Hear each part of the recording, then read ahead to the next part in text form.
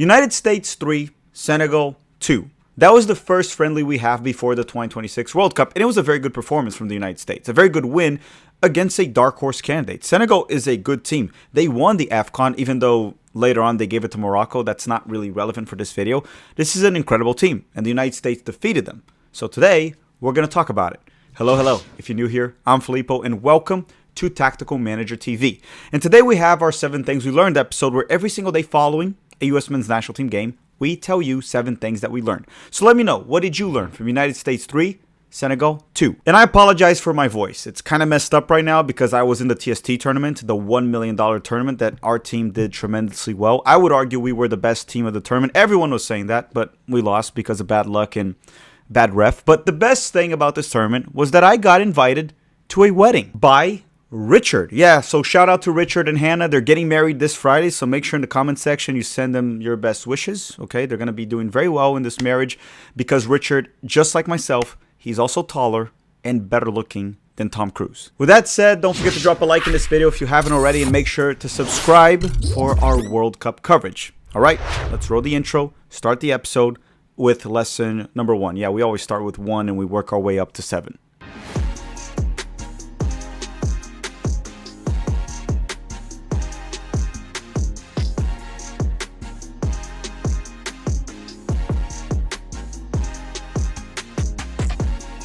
All right, lesson number 1, Christian Pulisic is back.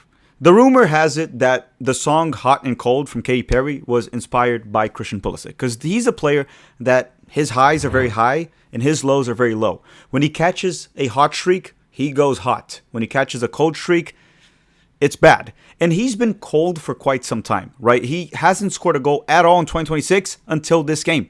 This was his first goal in 2026 for club and country. He's been terrible for Milan for 6 months, but it's not just the goal. Pulisic scored a nice goal. He got a very nice assist. He looked sharp. He didn't play hero ball. It looked like the old Pulisic that we remember, an informed Pulisic. And I can't overemphasize how important he is for the U.S. men's national team to have any success in the World Cup. So Christian Pulisic's back. And that alone is probably the biggest positive of this friendly, is that we very likely will have an informed Pulisic with his confidence sky high during the World Cup. Lesson number 2 is actually pretty simple, pretty straightforward. We're very well set when it comes to center forwards. Actually, out of every single World Cup I've ever watched for the U.S. men's national team has participated, I've never seen us have this much depth when it comes to the center forward position.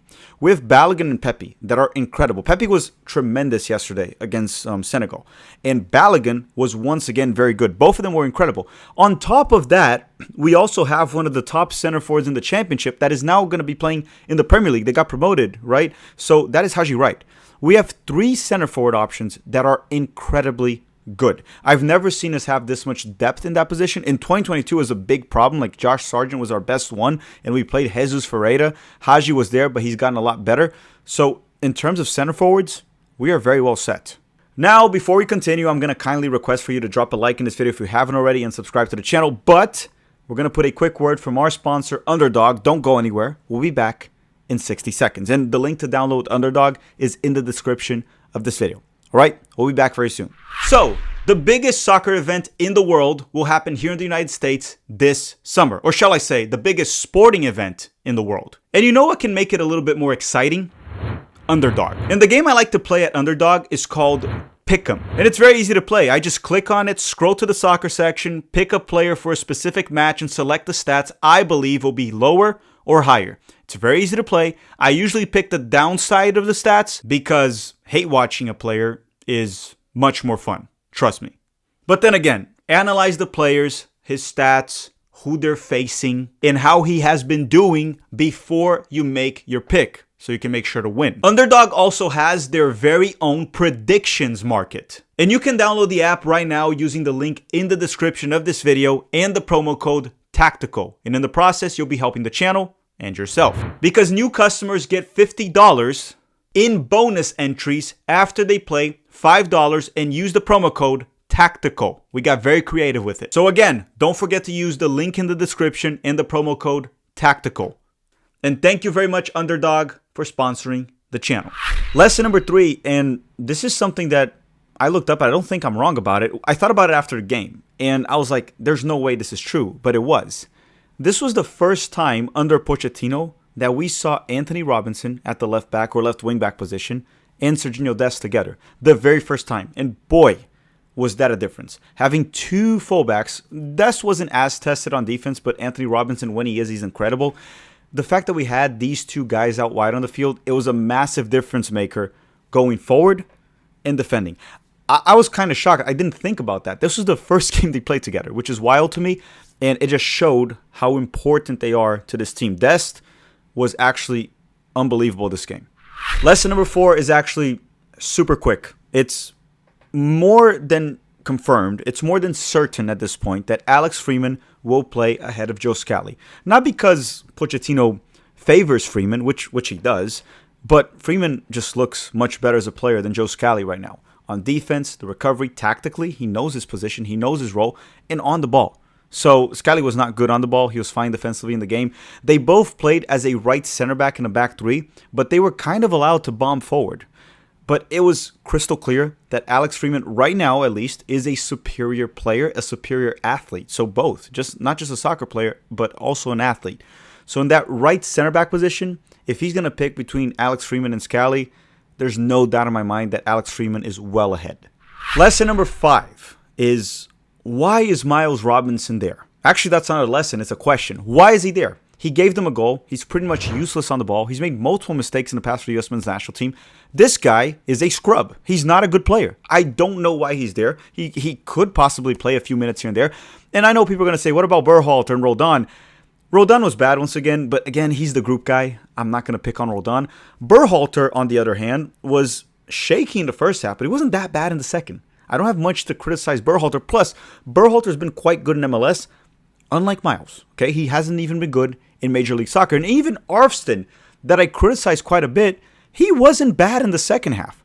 Miles continues to be abysmal. I don't know why he's there, and I really hope he gets no minutes in the World Cup. Otherwise, it's quite concerning. So hopefully, Chris Richards is back from injury very soon because he wasn't available for this game. But Miles should not step on the field this World Cup. Lesson number 6, another quick one. We need to defend better in transition. So Pochettino seems like he's going to want to press in the World Cup and sometimes play a high line. And also when we do give away the ball, our line is very high up the field. And we have players that are not very fast when it comes to that, right? Mark McKenzie's not a fast center back. Tim Ream, do I even have to talk about this guy? He's old. He's a good center back and experienced, but he is old. Any winger will outpace him. And we need to defend better in transitions. We were very shaky and vulnerable in multiple occasions. So that's just one thing that needs to be adjusted. I'm sure Pochettino saw it, and I'm sure he'll try to fix it. But again, it has to be done. Lesson number 7, and hopefully by now you have already hit the like button and let us know in the comment section. What did you learn from United States 3, Senegal 2? Lesson number 7 is that don't let anyone take away this win from the United States. Yes, it's a friendly, so the win itself doesn't matter too much, but it was very encouraging, right? This is the team that won AFCON, even though they took it away from them and gave it to Morocco. This is a team, Senegal, that many analysts, many YouTubers, many experts claim they're a dark horse for the World Cup. And the United States just beat them. And you're going to say they were rotating heavily. Weren't we? We weren't playing all our starters. We made 10 substitutions at halftime. Both teams were rotating. And we beat them 3-2 while we wasted a lot of chances. If we can beat a dark horse candidate, why can't we be a dark horse? Why can't we be the ones to go far in this tournament? Now, mind you, it wasn't perfect. There are issues with this team. Defensively, especially when we defend on the counterattacks. And there's a lot of question marks in the United States as well. We have to see the goalkeeping position and depth. There are issues. But so there are with other dark horse candidates. So ultimately, my question here is, why can't we be the dark horses? This was a very encouraging win leading into the World Cup. And now I want to see how we do against Germany in the last friendly, the last test before we face Paraguay in the opener. All right, everyone. Thank you very much for watching. Don't forget to drop a like before you go. I apologize for my voice once again. And another shout out to Richard and Hannah for their wedding. That will be this Friday. I just want to give them a shout out because he was very kind to me in the TST. And that's all for today. Also a shout out to Underdog for sponsoring the channel and to you for watching this video all the way to the end. Thank you very much for watching and have a great day.